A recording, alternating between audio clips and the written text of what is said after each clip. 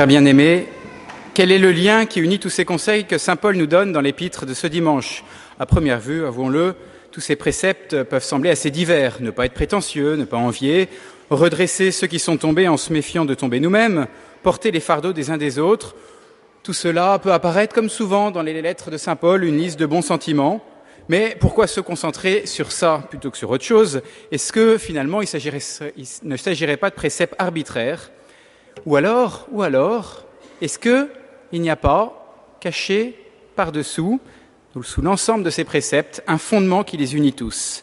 Eh bien, la réponse, mes bien chers frères, se trouve dans une des lettres de saint Paul, dans l'épître aux Romains, où il va donner la clé, le soubassement de tout ce qu'il est en train de nous dire. De même, dit saint Paul, que notre corps, en son unité, possède plus d'un membre, et que ces membres n'ont pas tous la même fonction, ainsi nous, à plusieurs, nous ne formons qu'un seul corps dans le Christ, étant, chacun pour sa part, membres les uns des autres.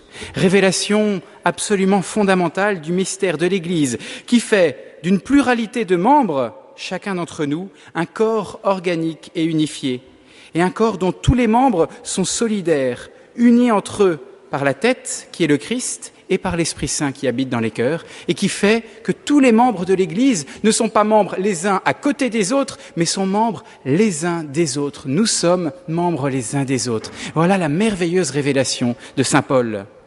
Et voilà le lien qui unit tous ces préceptes.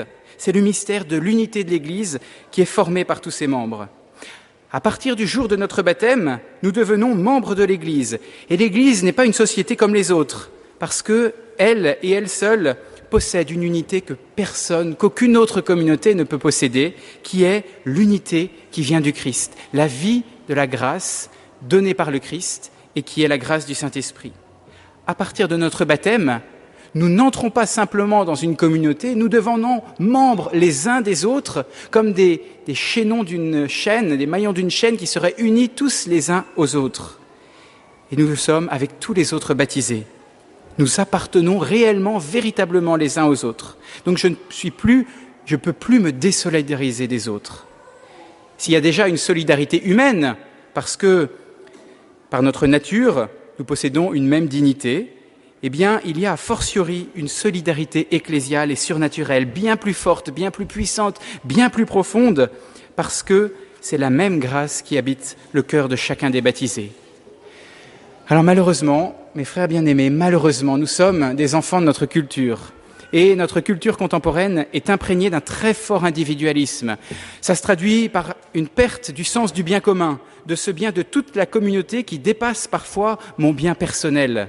Cela se traduit par la recherche souvent égoïste de ce qui me procurera le maximum de plaisir à moi, le maximum de biens à posséder, le maximum d'avantages pour moi, indépendamment des autres.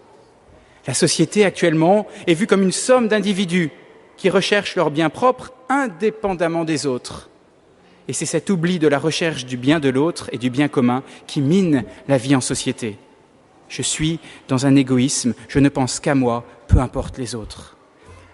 Si nous ne sommes pas dans cette caricature, j'espère, cependant, soyons certains que nous sommes marqués. Nous sommes marqués par notre culture. Même si nous sommes chrétiens, nous essayons de nous en préserver. Nous sommes immanquablement marqués. Et nous devons donc écouter avec attention aujourd'hui saint Paul qui nous présente une antidote très forte contre cet individualisme, en nous apprenant à nous voir d'abord comme membres de l'Église, membres d'un corps unifié et dont les membres sont interdépendants. Nous sommes membres les uns des autres.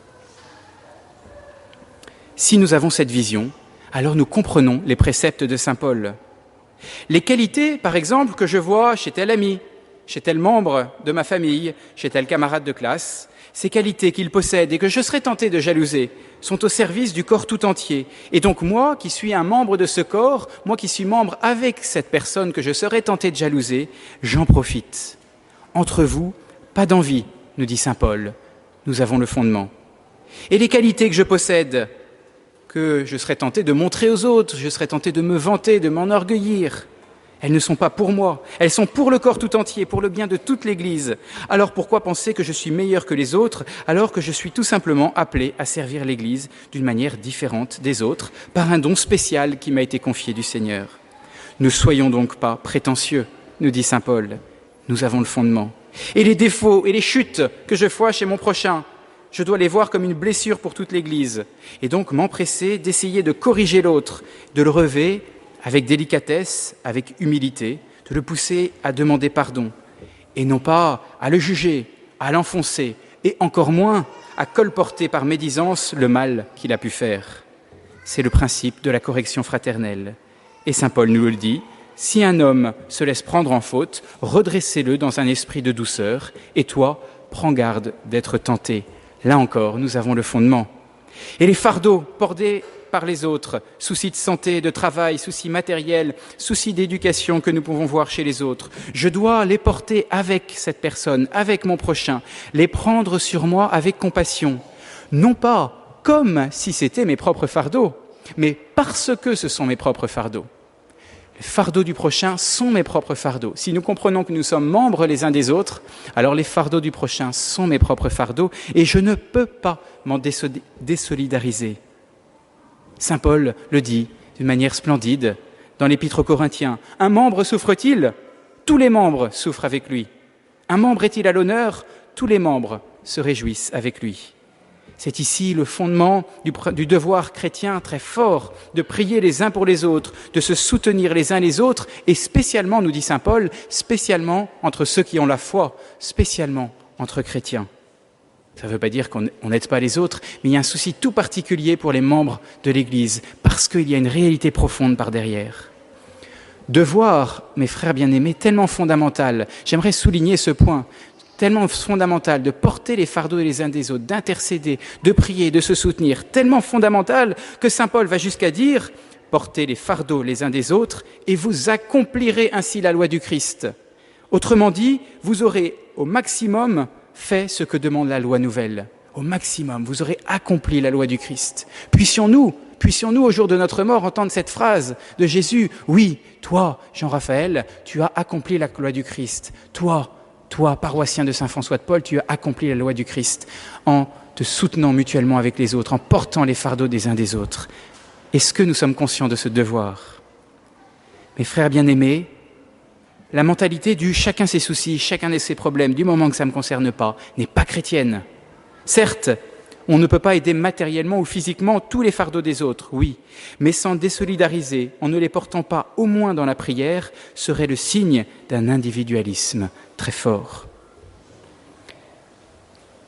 Mes frères bien-aimés, en ce dimanche, réjouissons-nous profondément d'être membres de l'Église, membres les uns des autres, membres de cette communauté surnaturelle qui nous rend responsables les uns des autres, mais aussi nous fait profiter des biens des uns et des autres.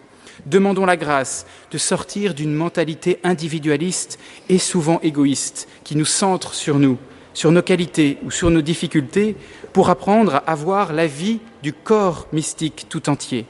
Que nous puissions, mes frères bien-aimés, en cette semaine, reprendre les exigences que nous livre saint Paul dans sa lettre pour en faire un examen de conscience sérieux. Amen. Au nom du Père et du Fils et du Saint-Esprit. Amen.